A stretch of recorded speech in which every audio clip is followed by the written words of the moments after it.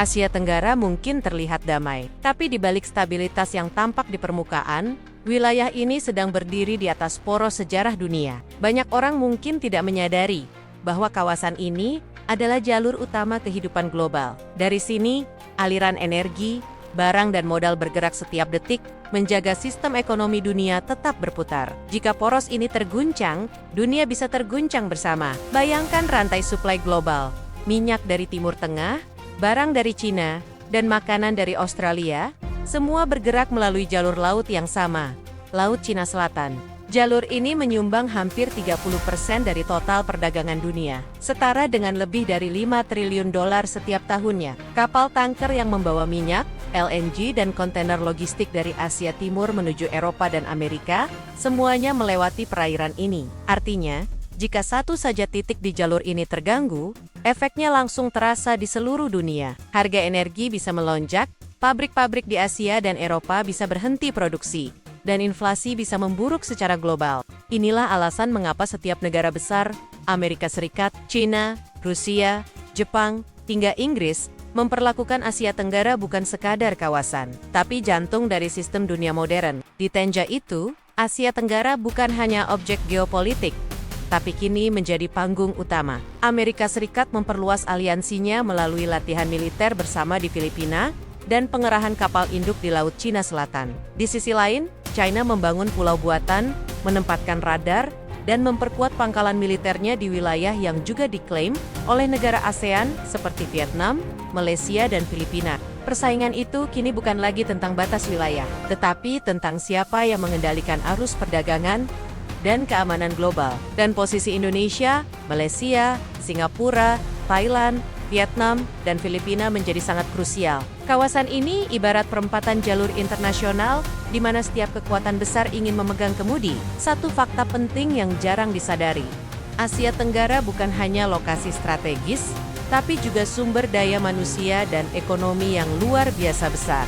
Lebih dari 680 juta penduduk tinggal di kawasan ini, menjadikannya pasar potensial terbesar ketiga di dunia setelah Cina dan India. Nilai ekonomi ASEAN kini menembus 4 triliun dolar, dengan kontribusi signifikan dari sektor manufaktur, energi, dan teknologi. Namun di balik potensi itu, ada ancaman yang tumbuh, rivalitas militer, dan tekanan ekonomi global. Konflik kecil di Laut Cina Selatan bisa berkembang menjadi krisis regional jika tidak dikelola dengan hati-hati. Disinilah risiko dunia bisa hancur karena Asia Tenggara menjadi masuk akal, bukan karena senjata nuklir, tetapi karena efek domino ekonomi, politik, dan keamanan yang merambat ke seluruh dunia. China menegaskan klaimnya melalui Nindash Line, garis imajiner yang menelan hampir seluruh Laut Cina Selatan. Negara-negara ASEAN menolak, tapi China terus menegaskan kehadirannya. Kapal penjaga pantai China seringkali berhadapan langsung dengan kapal nelayan Vietnam dan Filipina. Di sisi lain, Amerika Serikat menggelar operasi kebebasan navigasi untuk menantang klaim Beijing. Setiap kali dua kekuatan besar itu bersinggungan di laut yang sama, dunia menahan napas. Karena satu insiden kecil saja, entah tabrakan kapal, salah tembak, atau provokasi udara, bisa memicu eskalasi yang tak terkendali. Dan bila eskalasi itu terjadi di Laut Cina Selatan, maka dampaknya akan meluas ke seluruh jaringan perdagangan global. Bagi Indonesia, posisi ini seperti dua mata pisau. Di satu sisi, kita diuntungkan oleh posisi strategis di antara Samudra Hindia dan Pasifik, serta di tengah jalur pelayaran dunia. Tapi di sisi lain, posisi itu juga membuat Indonesia berada di lintasan pengaruh dua blok besar. Langkah Indonesia untuk memperkuat poros maritim global melalui pembangunan kekuatan laut, peningkatan pertahanan udara, dan diplomasi aktif di ASEAN, menunjukkan bahwa Jakarta sadar benar risiko yang dihadapi.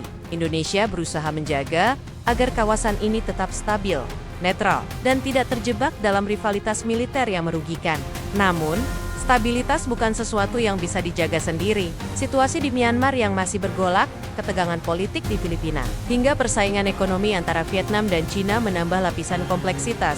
Jika salah satu negara besar di kawasan ini terguncang, efeknya bisa merambat cepat. Dunia pernah belajar dari krisis 1997.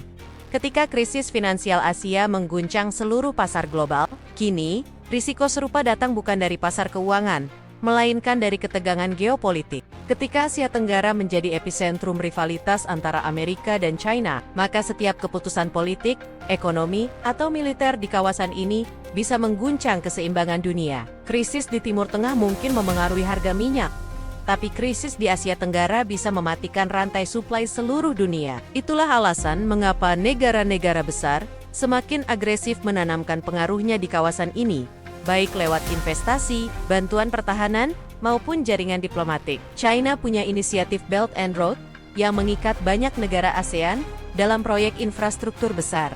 Amerika Serikat mengembangkan kemitraan Indo-Pasifik dan memperkuat hubungan dengan Filipina, serta Vietnam, Jepang, India, dan Australia pun ikut bermain, membentuk blok strategis yang bisa menahan dominasi Beijing. Namun semakin banyak aktor yang terlibat, semakin besar pula risiko kesalahpahaman. Asia Tenggara seperti papan catur besar, di mana semua pihak menempatkan bidaknya. Dan satu langkah salah bisa mengubah arah permainan seluruh dunia.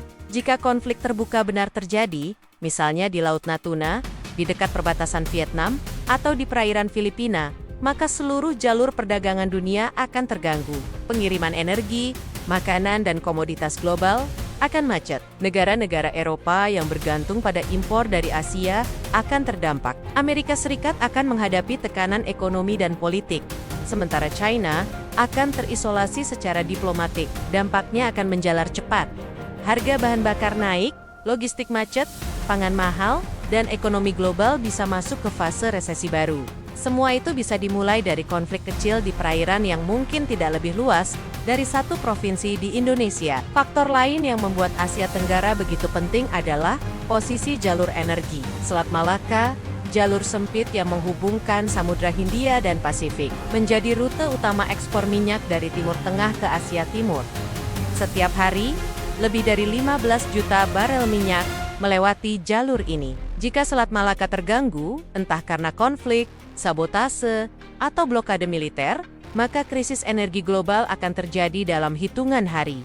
Inilah sebabnya, negara-negara besar berlomba memperkuat kehadiran militernya di sekitar wilayah ini. Amerika Serikat menempatkan kapal perangnya di Singapura dan Filipina. China membangun pangkalan militer di Kepulauan Spratly. Australia memperkuat aliansinya lewat AUKUS bersama Inggris dan AS. Bahkan Rusia mulai meningkatkan kerjasama pertahanan dengan Vietnam dan Myanmar. Dalam konteks ini, Asia Tenggara menjadi garis depan baru Perang Dingin abad ke-21. Bukan perang ideologi seperti dulu, tapi perang pengaruh, data, teknologi, dan ekonomi. Dunia sedang menyaksikan bagaimana kawasan ini menentukan arah masa depan global. Apakah menuju kerjasama atau kehancuran sistem ekonomi dunia? Namun yang sering terlupakan, Asia Tenggara bukan hanya korban geopolitik, tapi juga memiliki peran menentukan. ASEAN, dengan segala keterbatasannya, masih menjadi forum diplomatik yang paling aktif di dunia. Negara-negara di kawasan ini belajar untuk menyeimbangkan kepentingan besar sambil menjaga otonomi sendiri. Indonesia, misalnya, mengambil peran penting dalam menjaga stabilitas diplomatik di antara dua kekuatan besar. Jakarta mendorong dialog terbuka, menolak penggunaan kekuatan militer, dan mengutamakan solusi damai. Langkah ini membuat Indonesia sering disebut sebagai penyeimbang alami di kawasan Indo-Pasifik.